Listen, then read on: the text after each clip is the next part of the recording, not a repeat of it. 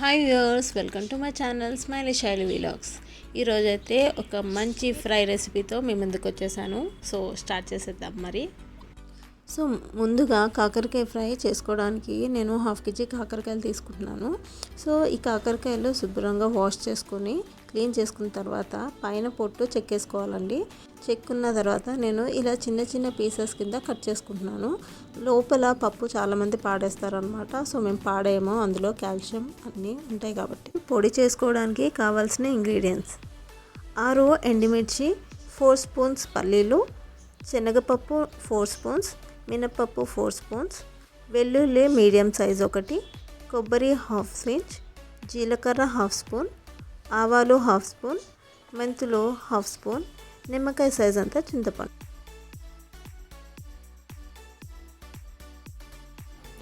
ఇప్పుడు స్టవ్ వెలిగించి బాండీ పెట్టుకొని అందులో ఒక 3 స్పూన్స్ ఆయిల్ వేసుకోవాలి.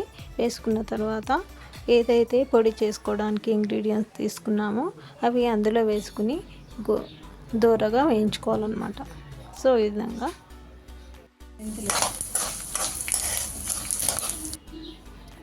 ఇప్పుడు ఒక ప్లేట్లోకి సర్వ్ చేసుకుని చల్లారిన తర్వాత గ్రైండ్ చేసుకోవాలి. ఇప్పుడు స్టవ్ వెలిగించి బాండీ పెట్టుకొని అందులో 3 స్పూన్స్ ఆయిల్ వేసుకొని 1 స్పూన్ జీలకర్ర, 1 స్పూన్ ఆవాలు, ఒక 6 వెల్లుల్లి రేఖలు, 2 రొబ్బలు కరివేపాకు, ఒక 2 medium size onions and 3 green chillies cut చేసి పెట్టుకుని అందులో వేసుకుంటున్నాను. సో ఈ విధంగా కలుపుకొని ఒక 1/2 స్పూన్ పసుపు అండ్ తగినంత ఉప్పు వేసుకుని ఈ విధంగా కలుపుకోవాలన్నమాట.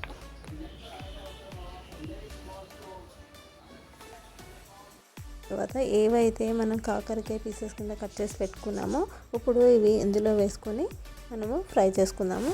ఈ విధంగా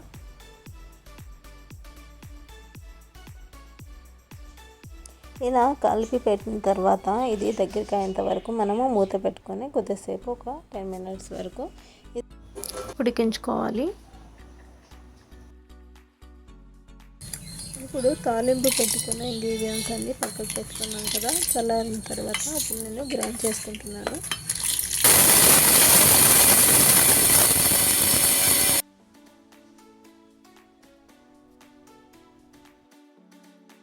కాకరకాయ వల్ల చాలా ఉపయోగాలు ఉన్నాయి కదండి.